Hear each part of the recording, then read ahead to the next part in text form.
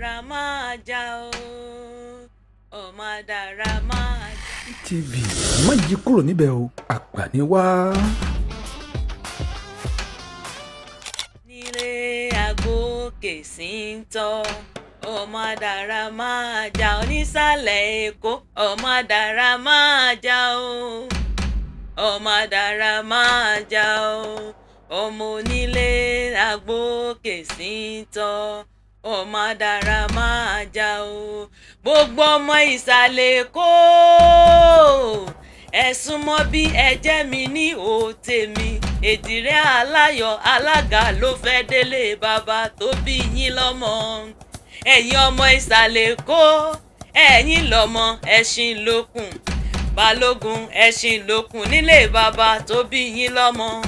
Ẹ̀yin lọ́mọ oníṣìnkára, ọmọ oníyàn pupa, òkè sọlẹ̀ ní mọ̀jẹ̀, mọ̀jẹ̀ mòróòjì o. Ẹ̀yin lọ́mọ inú owó tàǹbù. Ẹ̀yin lọ́mọ abisokoto gbóṣù mẹ́fà nílé aláró.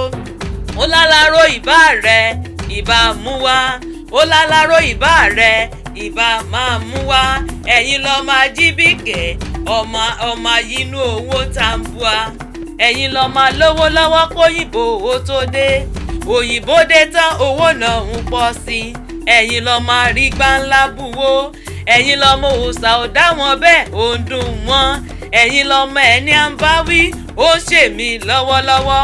A níyì lọ́kọ̀ ọmọ àtú ọmọ alágbára lójú omi kọ̀ọ̀kọ̀ bọ̀tọ̀ ọmọ kọ̀ọ̀kọ̀ bọ̀tọ̀ ọmọ bólóde òkú òde ò lè ṣeré fún wọn gbèsè.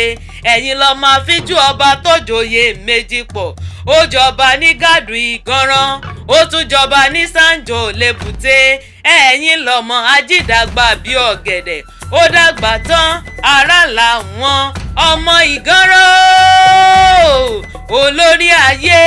Olórí ayé gbogbo kábíyèsí o ẹ̀sìn lókun. Bàbá wa níta ló ń kì yín ní mẹ́sàn-án mẹ́wàá. Ẹ bá ń sọ fún wọn pé Ejire Alayo Alaga ìdúró àti ìjoko ló ń kì yín o ire. Àrólé Jésù TV má yí kúrò níbẹ̀ o, àgbà ni wá. Ìsàlẹ̀ Èkó ibẹ̀ sá lórírun ọ̀kan làgbà Ádámù òrìṣà ọlọ́gẹ̀dẹ̀ ẹ̀yọ̀ àgéré bẹ́ẹ̀dẹ̀rọ̀ wá ibẹ̀ náà dádé adé orí ọba wa ó dínú ìgbàlẹ̀ ìgbà yìí lọ́lá ìgbà yìí lọ́rọ̀ kádé pẹ́ lórí kí bàtà pẹ́ lẹ́sẹ̀ àríjó ṣe bí ọba. Ará Èkó ọmọ Èkó káríre mú délé kájọ ṣe wa má bàjẹ́ o. Kájọ ṣe wa má bàjẹ́ o. Ayé lè ẹ̀yọ̀ kẹ́kẹ́kẹ́ ẹ̀yọ̀ kẹ́kẹ́kẹ́ ẹ̀yọ̀. Àrólé Jésù TV má yí kúrò níbẹ̀ o, àgbà ni wá.